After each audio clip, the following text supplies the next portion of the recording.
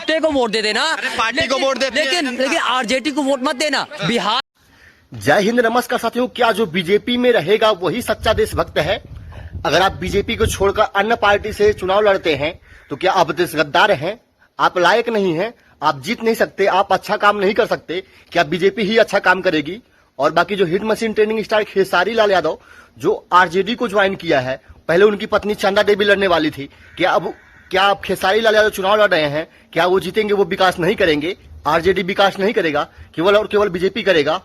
ये सोच को मन से निकालो दोस्तों। एक पत्रकार है जो कह रही है रवि किशन जी जो है वो भी बीजेपी से हैं, मनोज तिवारी हैं वो भी बीजेपी से हैं, दिनेश लाल यादव रहुआ है वो भी बीजेपी से हैं, और पावर स्टार पवन सिंह 2026 के चुनाव में ही लड़ेंगे, वो भी बीजेपी से लड़ेंगे। तो आप आरजेडी को क्यों ज्वाइन किए? तो खेसारी ने कहा उन सबकी अपनी अपनी मर्जी है, वो लोग कहीं पे जाए, हमें उससे कोई मतलब नहीं है। हम जहां खड़े होते हैं वहीं से भीड़ खड़ी होती है और वहीं से भीड़ चलती है। क्या दोस्तों खेसारी लाल यादव विकास नहीं करेंगे? जो आरजेडी को छोड़कर मतलब चुनाव लड़ेगा बीजेपी से वही विकास करेगा?